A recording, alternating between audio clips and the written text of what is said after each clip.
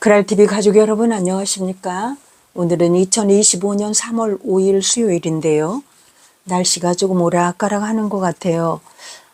저쪽 강원도 쪽에는 눈도 많이 왔다 그러고, 오늘이 3월 5일이니까 아마 학교에서는 입학식들을 하느라고 지금 분주한 시간일 텐데, 지금 신입생이 없는 학교가 전국에 184개 교가 된다는 소식이 아주 우울하게 들리고 있고, 작년에 112개 교가 신입생이 없었다 그랬는데 벌써 62개 학교가 더 늘었네요.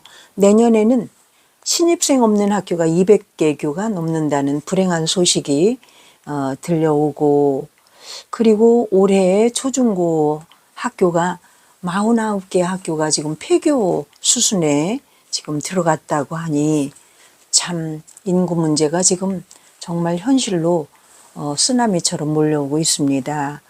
우리가 지금 보고 있는 귀래 일기, 최영숙 여사의 그 귀래 일기도 예전에 학교 같으면은 아이들이 많으니까 일기를 쓰면서 그 안에서 생활 지도를 많이 했는데, 지금은 그 일기 쓰는 것마저도 아이들이 힘겹다고, 또 선생님들이 잡무가 많다고 모두 다 폐지된 상황이어서 오늘날 이렇게 이상한 문화로 좀 진행되고 있는 게 아닌가.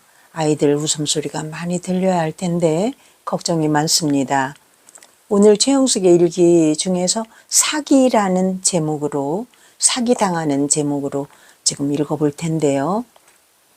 그래서 배경화면을 좀 너무 우울해서 좀 웃기는 그림으로 좀 선정을 해봤습니다. 아이가 배추를 가지고 옷을 다 지어 입었어요. 자, 읽겠습니다. 어떤 내용인지 이야기 속으로 들어가 보지요. 매출은 생각하는 만큼 확확 오르지 않았다. 최영숙이가 시골에 살면서 이것도 해보고 저것도 해보고 화장품 가방도 들고 외판원도 해보고 또 가게도 지금 하고 있잖아요. 이렇게 생활력이 엄청 강한 사람이 일기에다가 이렇게 자기 일상을 남겨놓습니다. 그래 결국은 국가기록원에 보존되는 쾌거를 이루는 아주 의지의 여인이에요. 이제 장사하는데 매출이 생각만큼 오르지 않는다라는 얘기입니다. 영숙은 어떤 것도 노력 없이 결실을 볼 수 없구나 하고 생각했다. 가끔은 다시 농사를 지을까 고민했지만 농사 짓다가 너무나 힘드니까 지금 장사를 하는 건데, 이미 차린 가게를 작파하기에는 투자가 너무 많았다. 게다가 소소한 사건들이 있었기에 가게는 조용한 날이 없었다. 혼자 가게를 보던 날이었다. 그 이상한 일이 일어나는 조짐이 지금 일어나고 있죠. 얼었던 땅이 녹아내리는 계절이었다. 아마 지금쯤 이 계절쯤 된 것 같아요. 자가용 한 대가 가게 앞에 정차했다. 이런 시골에 저런 차가 들어오다니 누구지? 영숙의 생각을 읽기라도 한 듯 자가용에서 양복을 말쑥하게 차려입은 두 사람이 내렸다. 그리고 영숙의 가게로 성큼 들어섰다. 영숙은 지나가는 사람인가 싶어서 지켜보고 있는데 한참 동안 가게를 둘러보다가 영숙에게 다가왔다. 그러고는 가게 주인이십니까? 라고 물었다. 손님의 질문에는 답을 해야 했기에 영숙은 얼른 네, 주인인데요? 하고 대답했다. 양복을 입은 이 수수께끼의 남자는 멀끔한 목소리로 말하기 시작했다. 가게를 연쇄점으로 바꾸지 않으시겠어요? 저희는 서울에서 온 사람들인데 이런 구멍가게를 연쇄점으로 바꿔주는 일을 하고 있지요. 진열장부터 가게 안 구조 변경까지 깨끗하게 수리해드리고 물건은 주류, 음료부터 생활용품 다 한 달 동안 외상으로 드리고 한 달에 한 번 직원이 내려와 팔려나간 물건값만 받아갑니다. 아마 다른 도매 장사보다는 10%씩은 싸게 주니까 손해보는 일은 없을 거요. 오히려 자본이 작은 사람들에게는 장사하기가 아주 좋지요. 남자는 말을 마치고 영숙에게 명함을 건넸다. 영숙은 더는 그들이 수수께끼 사람들로 보이지 않았다. 오히려 이 힘든 가게 운영을 수월하게 만들어줄 해결사처럼 보였다. 이 계약서에 도장 찍고 계약금 30만 원만 주시면 됩니다. 영숙은 천천히 계약서를 읽어 내려갔다. 하지만 남편이 없는데 혼자 도장을 찍어도 될까? 잠시 망설이는 영숙에게 옆에 있던 남자가 말을 걸었다. 지금 계약하시면 10일 후에 와서 내부 수리도 하고 진열장도 고급으로 해드려요.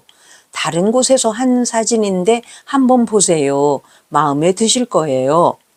남자가 내민 사진 속 가게는 과연 너무나 깨끗하고 예뻤다. 당장이라도 계약하고 싶었으나 남편이 없었기에 결국 영숙은 고사하는 수밖에 없었다. 지금은 남편이 없어서 힘들고요. 내일 다시 오시겠어요? 내일은 저희가 힘들고요. 한계면에 3군데밖에 안 됩니다. 정 안 되시면 오늘은 계약금조로 10만 원만 주시고 나중에 공사 때 나머지를 받기로 하죠. 이 정도 조건이면 괜찮죠? 그러고는 귀래면에서 계약한 명단을 보여주었다. 영숙은 얼른 3군데 중 하나가 되어야 한다는 마음에 10만 원을 그들에게 건네주었다. 남자들은 10일 후 내부 수리 때 와서 뵙겠다는 말을 끝으로 가게를 나가버렸다. 기쁜 마음에 남편이 돌아오자 당장 이 사실을 말했더니 예상했던 것과 다르게 남편의 얼굴이 창백하게 바뀌었다. 재빠르게 계약서를 살피던 남편이 얘기했다. 당신 사기당했구먼. 왜 그리 급하오. 사기꾼들이 얼마나 많은데 그나마 계약금을 다 안 주기 망정이지. 그래 그건 정말 다행이오. 순간 영숙의 머릿속에 새하얘졌다. 아차 하는 마음이 들었다. 10일이 지나도 그들은 찾아오지 않았다. 남편이 서울에 아이들을 보러 가는 김에 명함의 주소로 찾아갔다. 그러나 건물은 텅텅 비어 있었다. 명함 속에 있는 전화번호로 전화를 걸어도 이상한 말들만 늘어놓고 다른 말은 없었다. 영숙은 이렇게 당할 수도 있구나 하는 아연한 생각이 들었다. 도대체 사람은 믿을 수 있는 게 아니란 말인가? 거기에 또 이런 일도 있었다. 마을 사람들의 일을 도와주었던 날 군청 직원이 밥을 해달라 해서 칼국수를 하는데 학생 셋이 가게에 조용히 들어온 것이다. 영숙은 별 생각을 하지 않았다. 물을 먹고 나가기에 그냥 물을 먹고 나갔으려니 하고 생각했다. 그런데 갑자기 들어온 남편이 영숙에게 급하게 물었다. 지금 나간 아이들 물 먹고 나갔어? 네, 물만 먹고 나갔는데요. 의아한 마음이 들어 있는 그대로 해보자. 남편은 다시 책가방을 지고 있었나? 하고 물었다. 영숙은 무슨 말인지 궁금했지만 대꾸했다. 예, 당연히 학생이 책가방을 가지고 다니죠.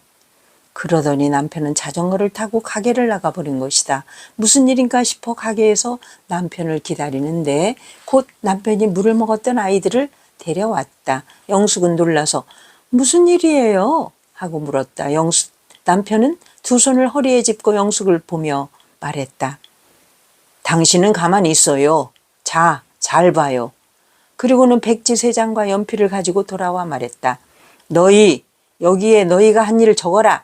우리 가게에 와서 물건 몰래 집어간 것을 모두 다 써. 솔직하게 적는다면 용서해 줄 터이고 아니면 너희 선생님한테 얘기해서 혼내줄 거다.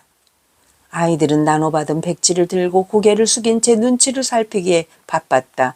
남편은 아랑곳하지 않고 가방 안에 있는 음료수는 얼른 꺼내놓거라 라고 다그쳤다. 그러고 보니 책가방에 훔친 음료수가 들어있었다. 영숙은 너무 놀랐다. 이럴 수가 하고 저절로 탄식이 생겼다. 아이들은 천천히 백지 위에 글씨를 써내려가기 시작했다. 사탕 1봉지, 껌 1통, 과자 2봉지, 우유 3개, 몰래 가져가도 주인이 모르니 재미가 생긴 것이다. 심지어 학교에서 선생님 몰래 친구들에게 자랑까지 했다는 것이다. 군청 직원은 남편에게 명탐정이냐고 경찰 일을 해보았느냐며 남편의 촉감에 감탄하기까지 했다. 영숙의 생각도 별반 다르지 않았다. 너희들이 지금까지 한 일은 처음이라 봐주지만 다시 이런 일이 생기면 부모님과 선생님한테 다 얘기할 테니까 다시는 이런 일을 하면 안 된다. 그리고 다른 아이들이 한다고 하면 말려야 해. 알았지? 그래야 나중에 훌륭한 사람도 되지 않겠느냐? 네, 아이들은 주눅이 든 목소리로 대답하고 쭈뼛거렸다. 영숙은 괘씸한 마음보다도 안쓰러운 마음이 더 컸다. 남편이 아이들을 돌려보내고 어떻게 훔친 사실을 알았는지 말했다. 가게를 하다 보면 별의별 일이 다 있죠.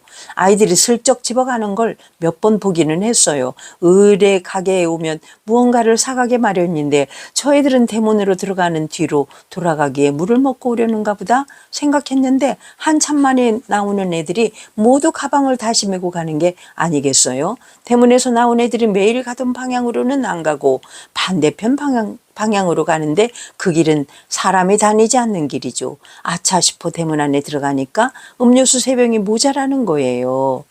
남편은 군청 직원의 칭찬은 아랑곳하지 않았다. 바늘도둑이 소도둑 되는 거라며 저 아이들이 나중에 큰 도둑질을 하는 사람이 될 것을 염려하고 있었다. 영숙은 아이들이 안쓰러웠다. 영숙의 아이들 또래의 아이들이 자신의 자식처럼 느껴져 마음이 쓰라렸다. 무섭다는 생각도 들었다. 벌써 그런 물에 들다니.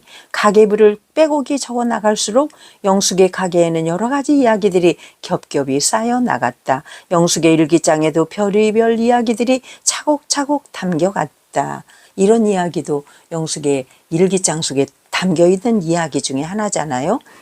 영숙은 가끔 지금까지 쓴 일기장을 들추어 보며 어떤 일이 있었는지 떠올리곤 했다. 그러다 보면 시간 가는 줄 모를 때도 있었다. 재미있었던 일을 읽으면 그때의 재미가 되살아나는 것 같고 억울했던 일을 읽으면 다시 분통이 터지기도 했다. 아이들에 대한 사랑이 적혀있는 글을 읽으면 서울로 간 아이들이 그리워져 눈물을 흘리기도 했다. 영숙은 본인도 모르게 스스로 연그러 가고 있었다. 가게가 연그러 가는 만큼이나. 여러분, 이렇게 일기가 자기에게는 가장 재미있는 책이에요. 그래서 유명한 작가들은 무슨 비행기를 타고 갈 일이 있거나 이럴 때 가벼운 책 한 권을 들고 갈 때 뭘 가지고 가느냐.